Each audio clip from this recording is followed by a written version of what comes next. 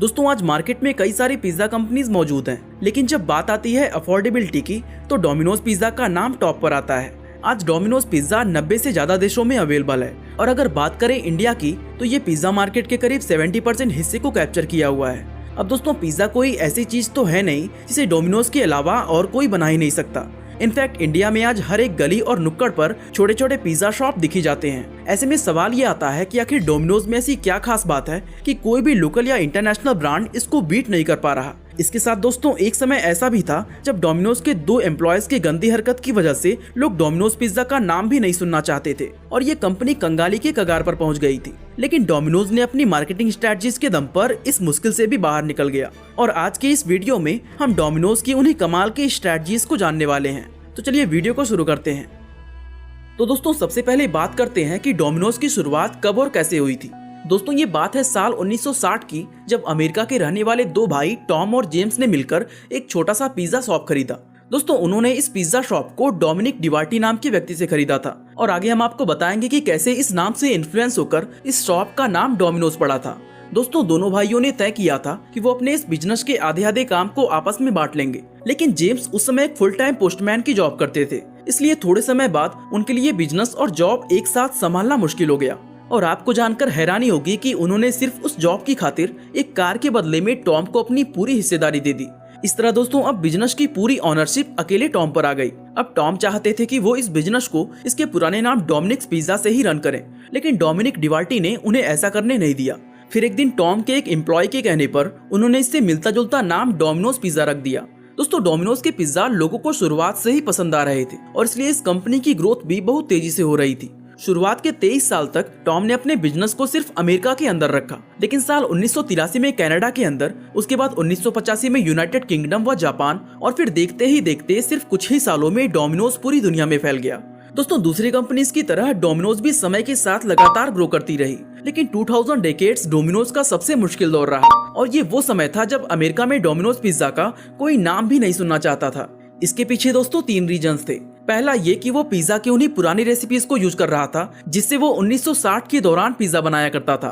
दोस्तों पहले के समय में लोगों को वो रेसिपीज पसंद आते थे, लेकिन न्यू जनरेशन डोमिनोज के उन पिज्जा से बिल्कुल खुश नहीं थे और इसी के चलते इंटरनेट पर हर जगह डोमिनोज के सिर्फ नेगेटिव रिव्यूज ही पाए जाते थे।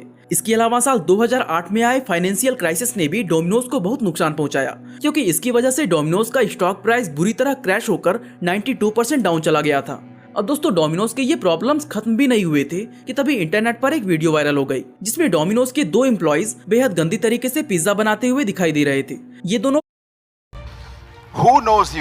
तो अपनी बॉडी के कुछ ऐसे पार्ट से टच कर रहे थे कि उसको देखकर लोगों को घिन आ गई। हालांकि दोस्तों ये वीडियो सिर्फ एक प्रैंक करने के लिए शूट की गई थी, लेकिन इसके वायरल होने से डोमिनोज की कमर टूट गई। अब दोस्तों इस सिचुएशन से निकलने के लिए डोमिनोज ने जो स्ट्रेटजी अपनाई वो शायद कोई दूसरी कंपनी नहीं कर पाती।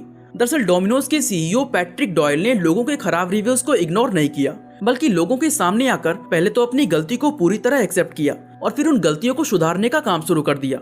सबसे पहले उन्होंने फीडबैक के लिए उन कस्टमर्स को इनवाइट किया जो उनके पिज्जा से काफी डिसअपॉइंटेड थे और इस फीडबैक के दौरान उन कस्टमर्स ने डोमिनोज पिज्जा की खुलकर आलोचना की। उन कस्टमर्स ने पिज्जा के बारे में जो नेगेटिव बातें कही, डोमिनोज ने उन सभी पॉइंट्स को नोट किया और आपको जानकर हैरानी होगी कि डोमिनोज के शेफ्स बिना कोई छुट्टी लिए अगले 18 महीनों तक इन्हीं कमियों पर काम करते रहे और इसके बाद डोमिनोज ने अपनी रेसिपीज से लेकर सप्लाई चेन तक सब कुछ चेंज कर दिया।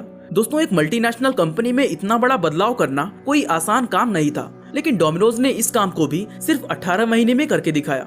इसके बाद दोस्तों पैट्रिक डॉयल्स ने 2 ऐसे वीडियो कैंपेन्स लॉन्च किए जिसका नाम था pizza turn around and oh yes we did. इन वीडियोस के जरिए उन्होंने लोगों को दिखाया कि किस तरह उन्होंने अपनी गलतियों को एक्सेप्ट करके अपना सारा फोकस उसे सुधारने पर लगा दिया। दोस्तों इस वीडियो में देखा गया कि डोमिनोज के हेड शेफ्स अपने डिसअपॉइंटेड कस्टमर्स के घर पर खुद पिज्जा लेकर गए और उन कस्टमर्स को अपने नए पिज्जा टेस्ट करवाए। दोस्तों डोमिनोज का ये नया पिज्जा लोगों को काफी पसंद आया और इस तरह ये कैंपेन पूरे अमेरिका में सक्सेसफुल हो गया। दोस्तों इस कैंपेन के बाद अगले 1 महीने के अंदर डोमिनोज का स्टॉक प्राइस 44% ऊपर चला गया था और 3 महीने के अंदर इसकी सेल्स 15% बढ़ गई थी और दोस्तों डोमिनोज ने इसके बाद फिर कभी पीछे मुड़कर नहीं देखा। दोस्तों लॉन्ग टर्म में फाइनेंशियली स्टेबल रहने के लिए इन्वेस्टमेंट जरूरी है और इन्वेस्टमेंट के लिए स्टॉक मार्केट इतनी बुरी तरह गिरने के बाद फिर से मार्केट पे अपनी पकड़ बना ली। चलिए अब जानते हैं कि डोमिनोज आखिर इंडिया में इतना सक्सेसफुल कैसे हुआ, क्योंकि जरूरी नहीं कि जो कंपनी वेस्टर्न कंट्रीज में सफल है वो एशिया में भी सक्सेसफुल हो ही जाएगी। दोस्तों डोमिनोज ने इंडियन मार्केट में सबसे पहले 1996 के दौरान एंटर किया था, जिसका पहला स्टोर नई दिल्ली में ओपन हुआ था। लेकिन आज की बात करें तो इस समय इंडिया के करीब 300 शहरों में डोमिनोज के 1400 से ज्यादा स्टोर्स मौजूद हैं और इंडिया डोमिनोज के लिए वर्ल्ड की दूसरी सबसे बड़ी मार्केट बन चुका है। अब दोस्तों ये सब पॉसिबल कैसे हुआ, इसके कई रीजंस हैं।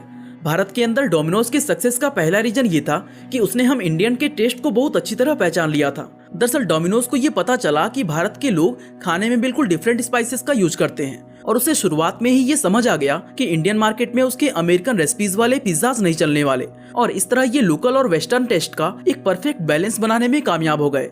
इसके बाद दोस्तों डोमिनोज ने दूसरी चीज ये नोटिस की कि इंडिया में लोग स्टोर में आने की जगह अपने घर बैठकर पिज्जा खाना ज्यादा पसंद करते हैं। इसलिए एक तरफ जहां पिज्जा हट जैसे बड़े बड़े ब्रांड अपने डाइनिंग को बेहतर बनाने पर काम कर रहे थे, वहीं दूसरी तरफ डोमिनोज ने अपना मेन फोकस इस चीज पर लगाया कि पिज्जा के डिलीवरी को कैसे बेहतर और फास्ट बनाया जा सकता है। दोस्तों आप में से काफी लोगों ने इस बात को नोटिस भी किया होगा कि पिज्जा हट के स्टोर्स डोमिनोज के कंपैरिजन में ज्यादा प्रीमियम होते हैं, जबकि डोमिनोज के ज्यादातर स्टोर्स छोटी छोटी जगहों पर नजर आते हैं। इसका रीजन ये है कि पिज्जा हट शुरुआत से ही डाइनिंग से होने वाली सेल्स पर डिपेंडेंट रहा है, जबकि डोमिनोज का main business model home delivery और टेक अवे ऑर्डर्स पर डिपेंडेंट है। और दोस्तों यही वजह है कि इंडिया में आने के सिर्फ कुछ सालों के बाद ही डोमिनोज ने अपनी 30 मिनट सुपरफास्ट डिलीवरी को लॉन्च कर दिया था। 30 मिनट्स या तो फ्री। दोस्तों डोमिनोज का ये कैंपेन यकीनन आपको भी याद होगा, क्योंकि एक समय ये कैंपेन बहुत ही ज्यादा पॉपुलर हुआ था। इस कैंपेन के जरिए डोमिनोज ने ये प्रॉमिस किया था कि वो 30 मिनट के अंदर अंदर आपके घर तक पिज्जा डिलीवर करेंगे और अगर 30 मिनट से ज्यादा समय लगा तो डोमिनोज उस पिज्जा को फ्री में देगा। दोस्तों मोस्ट ऑफ द केसेस में डोमिनोज 30 मिनट के अंदर पिज्जा डिलीवर कर देता था, लेकिन कभी कभार डोमिनोज जानबूझकर कुछ कस्टमर्स का डिलीवरी डिले कर देता था ताकि उस कस्टमर को पिज्जा फ्री में मिले और फिर इसके लालच में आकर वो बार बार डोमिनोज से पिज्जा ऑर्डर करता रहे। इसके अलावा दोस्तों डोमिनोज की थर्ड स्ट्रैटेजी ये रही कि उसने अपने पिज्जास को लोगों के लिए अफोर्डेबल बनाया, क्योंकि डोमिनोज ने देखा कि भारत के छोटे शहरों में रहने वाले लोग भी पिज्जा पसंद तो करते हैं, लेकिन हाई प्राइस और एक्सेसिबिलिटी ना होने की वजह से वो पिज्जा नहीं खा पाते और इसीलिए डोमिनोज ने अपनी पिज्जा का रेट 40 रुपए से शुरू किया ताकि लोगों के मन में ये परसेप्शन बने कि सबसे ज्यादा value for money pizza Domino's ही बनाता है। अब दोस्तों 40 या 50 रुपए के छोटे पिज्जा पर डोमिनोज को कोई प्रॉफिट नहीं होने वाला था और सच कहें तो उनसे वो प्रॉफिट कमाना भी नहीं चाहता था, क्योंकि वो पिज्जा सिर्फ आदत लगाने का एक जरिया था जिससे कस्टमर्स को डोमिनोज के स्टोर पर बार बार लाया जा सके। क्योंकि डोमिनोज को मालूम था कि अगर एक बार कस्टमर उनके पिज्जा का आदी हो गया तो फिर वो कभी ना कभी 400 या 500 वाला पिज्जा भी जरूर खाएगा। और दोस्तों यही वजह है कि आज भी डोमिनोज की पिज्जा रेंज 59 रुपीज से शुरू होकर 839 रुपीज पर खत्म होती है। इसके अलावा दोस्तों टेक्नोलॉजी के मामले में डोमिनोज हमेशा दूसरी कंपनी से एक कदम आगे रहा है और ये उसके सक्सेस का फोर्थ रीजन है।